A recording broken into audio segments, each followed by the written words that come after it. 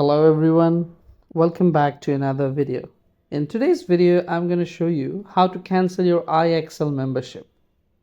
Let's get started without any delay.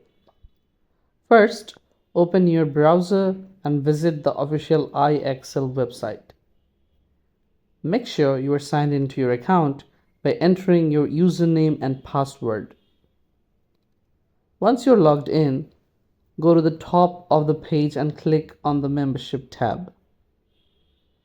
Then select subscription details. Under the membership information, choose cancel membership. And finally, click submit to complete the cancellation process. That's it. You have successfully cancelled your IXL membership.